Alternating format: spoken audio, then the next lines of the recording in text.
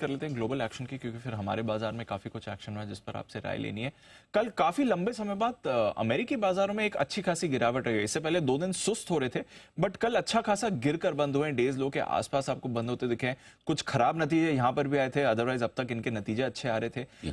चल क्या रहा है अमेरिकी बाजारों में? इतने दिन अच्छे थे, कल क्या हो गया? नहीं, वैसे कोई बहुत बड़ी चिंता की बात नहीं। 4 दिनों की तेजी के बाद नेस्डेक घटा है।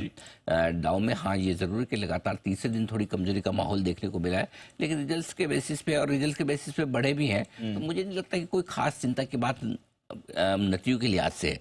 चिंता की बात अगर अमेरिका में कहीं है तो वो है बॉन्ड यील्ड को लेकर। 4.25% के ऊपर आती हुई दिखी है बॉन्ड यील्ड, जो 3.5% से बढ़ चुकी है। शायद यही वजह है कि थोड़ा सा अमेरिकी बाजार बॉन्ड यील्ड की वजह से चिंता में कि ब्याज दरें जल्दी से नहीं घटेगी, ज़्यादा नहीं घटेगी, घटने का सिलसिला रहेगा लेकिन धीमे धीमे। सो आई थिंक अमेरिकी बाजार अभी भी मजबूत ही हैं। जैसे जैसे आज 5 नवंबर के पहले पहुंचेंगे, थोड़ी वॉलेटिलिटी, थोड़े उतार चढ़ाव बढ़ेंगे, क्योंकि दोनों तरफ के लोग अमेरिका में मजबूती के साथ ट्रेड करना चाहते हैं। वो जो ट्रंप के आने की उम्मीद कर रहे हैं और उन्हें लगता है कि उनके आने के बाद बाजार भागेगा, वो खरीदना चाहते हैं। जो लोग जिन्हें लगता है कि ट्रंप नहीं, कमला हैरिस आएगी और वो बाजार के लिए शायद थोड़ा नेगेटिव हो, वो भी है। तो आई थिंक इलेक्शन के पहले की पोजिशनिंग अमेरिका के बाजार कर रहे हैं, इसलिए हमें वहाँ से न मजबूती में ज़्यादा संकेत लेने ना कमजोरी में। ऑफ कोर्स मजबूती में थोड़ा कॉन्फिडेंस बढ़ता है, कमजोरी में थोड़ा कॉन्फिडेंस घटता है, लेकिन अमेरिकी बाजारों के दम पर नहीं। अभी है ना, पिछले 2 हफ्ते से दीप ये हो रहा है, हम अपने बाजारों के दम पर, और विशेषकर पिछले 1 हफ्ते से जब से बजाज ऑटो ने नतीजे पेश किए, तब से हम एक ही ट्रिगर पर ट्रेड कर रहे हैं। इनफैक्ट भारतीय बाजारों के लिए सिर्फ 2 ट्रिगर है जिन पर आपको पूरा का पूरा एक्शन।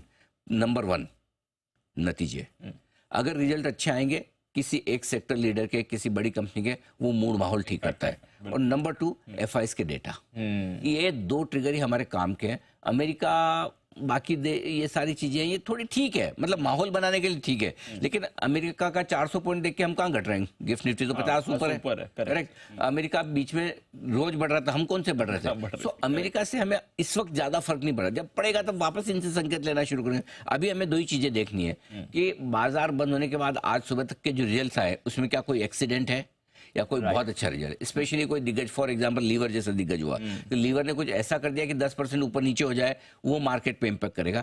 एक वो, दूसरा कल एफआईज ने क्या किया। हर रोज आपको ये दिख रहा है। इन 2 डेटा के दम पर, और आज जो गिफ्ट निफ्टी में आपको तेजी दिख रही है, उसकी वजह एक ही है, नतीजे और एफआईज के डेटा, जो मैं आगे विस्तार से आपको बताऊं। चलिए, तो नतीजे और एफआईएस के डेटा दोनों पर करना है फोकस।